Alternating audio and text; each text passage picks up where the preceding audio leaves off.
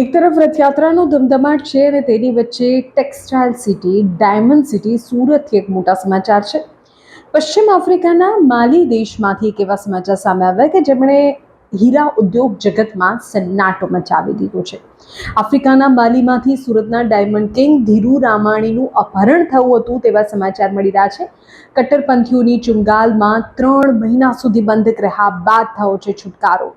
100 કરોડની ખંડણી સામે 45 કરોડ રૂપિયા ચૂકવાતા વેપારીને મુક્ત કરાયા.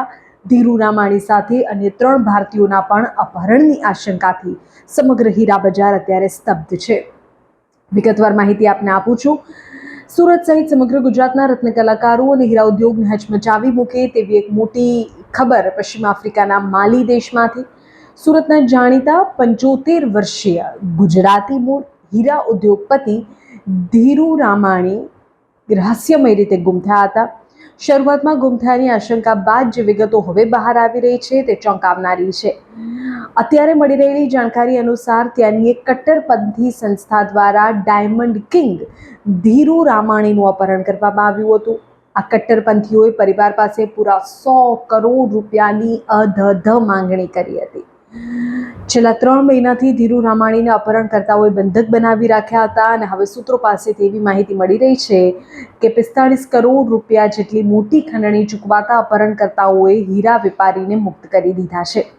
આ મામલો અહીંથી જ નથી અટકતો. આ ઘટનામાં સાથોસાથ અન્ય 3 ભારતીય નાગરિકોના પણ અપહરણની આશંકા છે, જેને પગલે વિદેશ મંત્રાલય અને સુરક્ષા એજન્સીઓ પણ હવે સતર્ક થઈ ગઈ છે.